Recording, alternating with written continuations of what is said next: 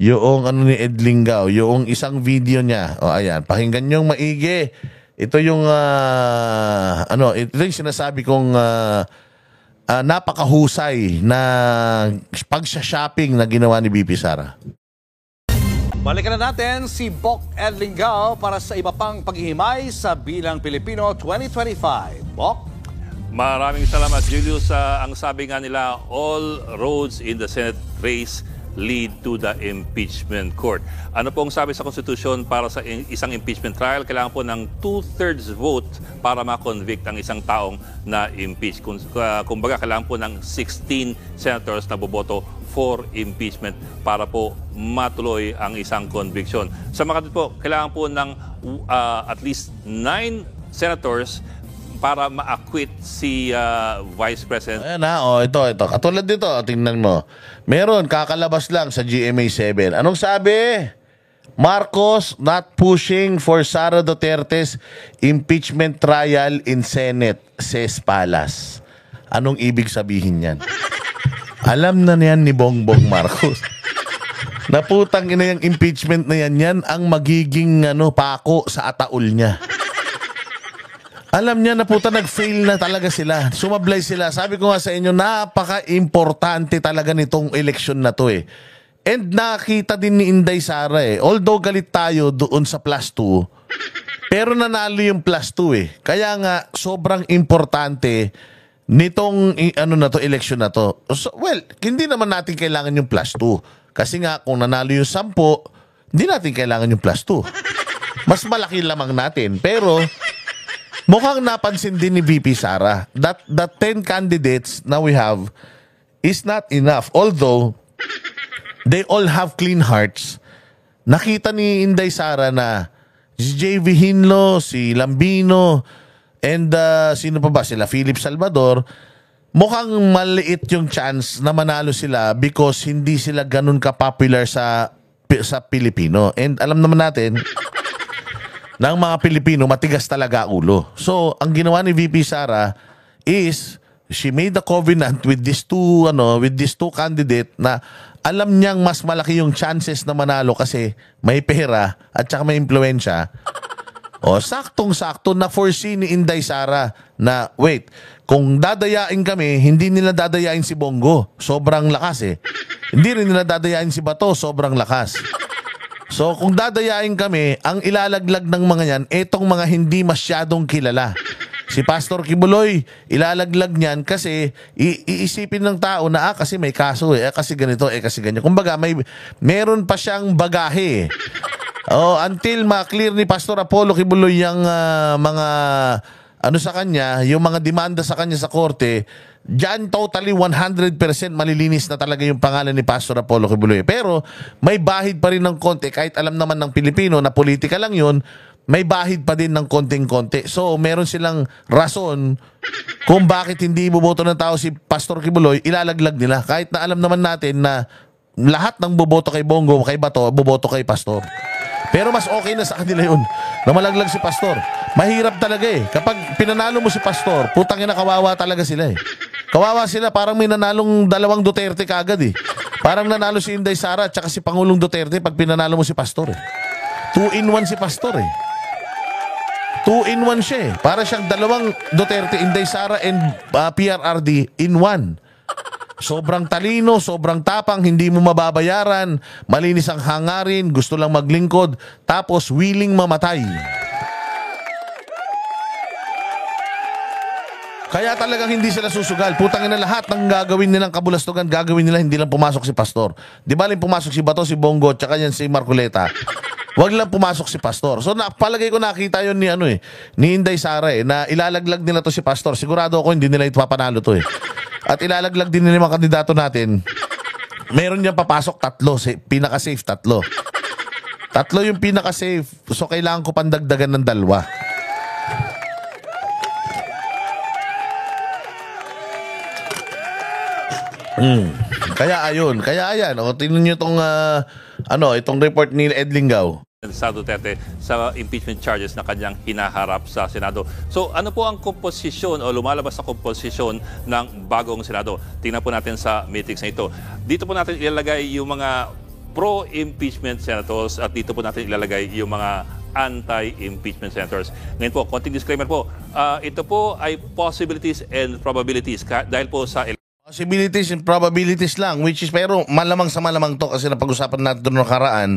Pero nakita mo na may bilang itong pinag-uusapan natin na to dahil dito, Marcos not pushing for Sara Duterte's impeachment trial in Senate.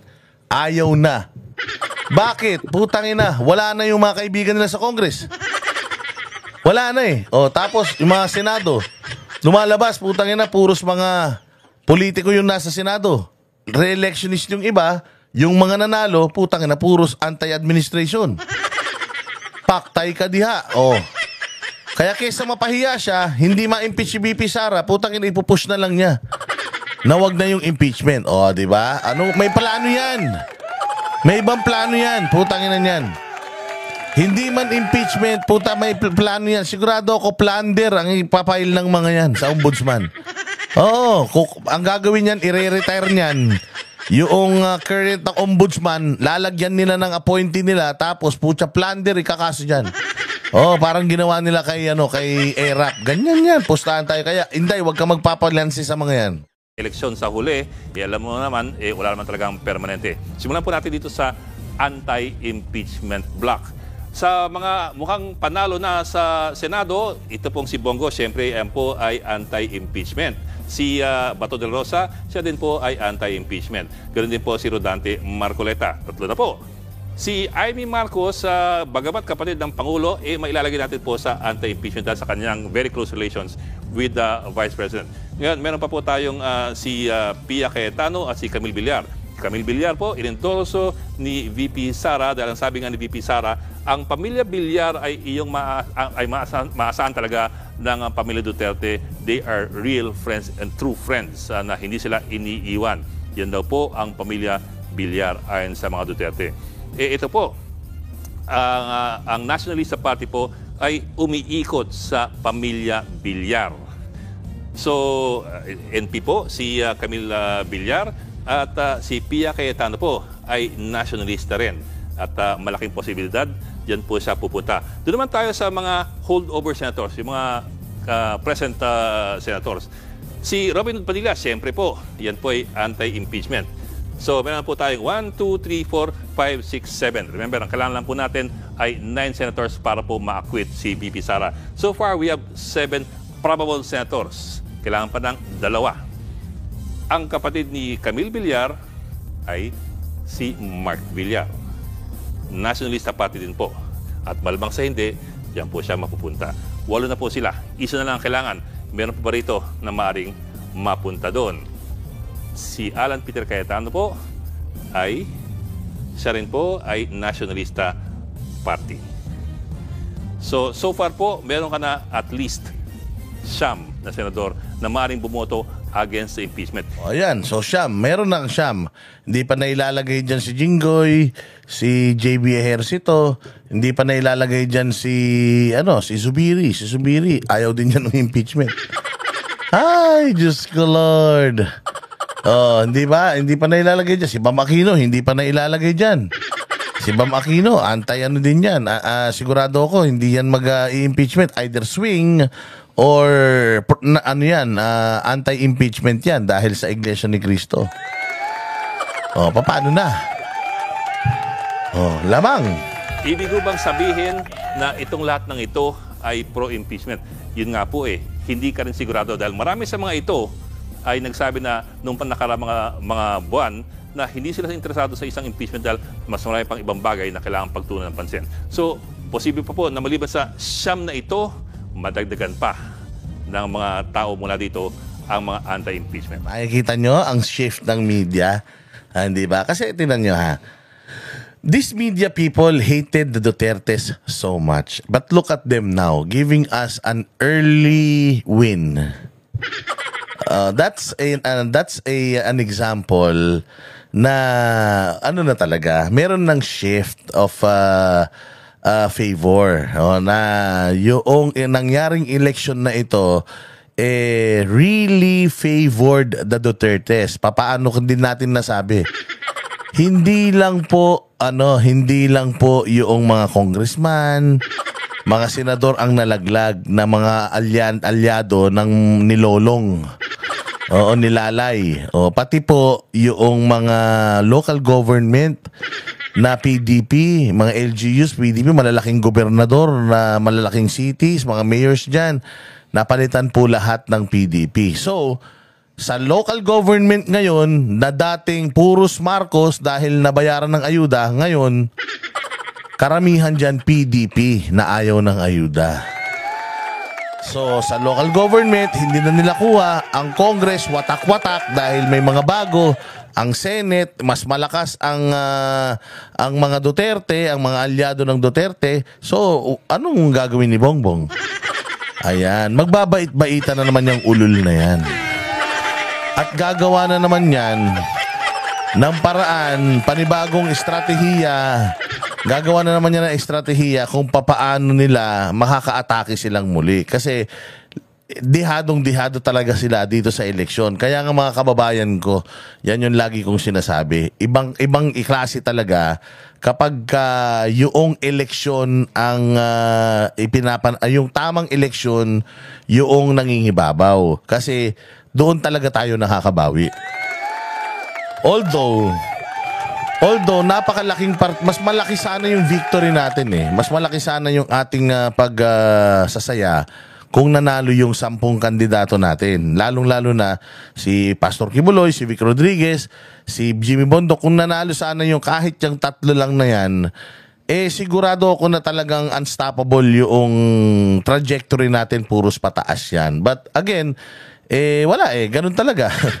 I just hope that some of these senators or all of these senators are I hope that they will talk to each other and baguhin na nila yung electoral system natin. Sana hybrid para kahit papaano merong digital, merong online, tapos merong manual din na ipagbabangga natin kung alin yung tama.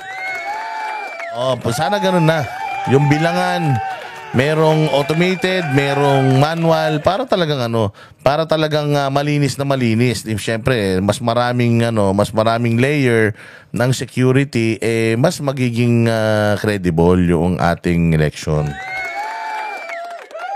Ayan so mga kababayan, nagsisimula pa lang tayo. Keep your head up high. Huwag po kayong masyadong nalulungkot. Dahil gising naman ang Diyos. Lagi naman nakatingin ang Diyos sa atin. At may plano yan. Sabi ko nga sa inyo, marami rin mga nagsabi noong nakaraang eleksyon na bigyan natin ng pagkakataon si Bongbong na manalo para kung halimbawa sumablay, di at least nalaman natin.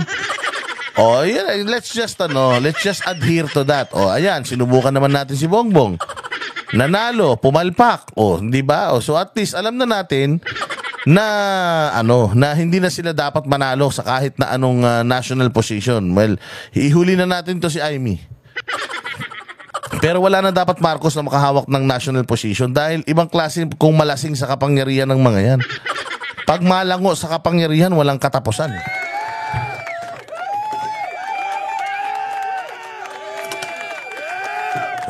Kaya mga bossing, wag nating kalimutan, bilog ang bola. At unti-unti medyo gumaganda ang laban natin. Basta maging mapagmatsyag lang tayo. At ibabalita natin sa inyo kung ano pa yung mga makakalap natin ng mga mabubuting balita dyan para hindi na kayo nalulungkot. Okay. So mabuhay kayong lahat. God bless us all and God bless the Philippines. Kita-kits sa susunod na vlog. Kami ang boses ng masa, hindi natatakot. Katotohanan lang, di kami nalulunod. Walang bahid ng sismis, lahat ay totoo. Kahit sino ka pa, pag mali ka babanatan ka. Walang pinipili kulay, wala kaming kinikilingan. Basta para sa bayan, kami lalaban. Pagtama palakpakan, pag mali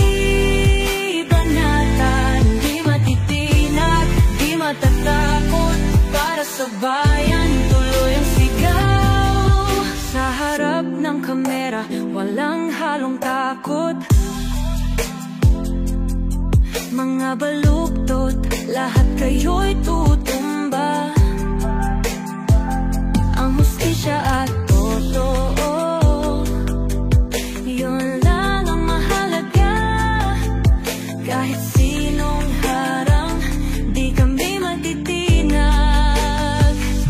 Walang pinipiling kulay, wala kaming kinikilingan. Basta para sa bayan, kami lalaban. Pag tama palakpakan, pag mali banatan. Di matitinag, di matatakot, para sa bayan, tuloy ang sigaw. Kung nasa tama ka, ikaw ay aming kasama. Pero pag mali ka, handa ka na bang mabasag? Banateros kami, walang inuunan. Dahil bayan muna, bago ang sarili.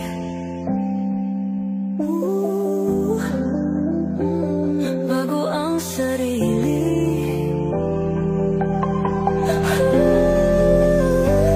Pag tama palakpakan, pag mali banatan. Banateros ang sigaw, katotohanan ang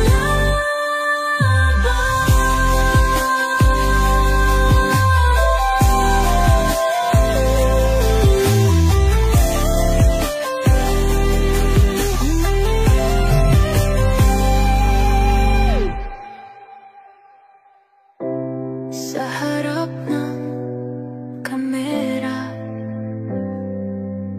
walang halong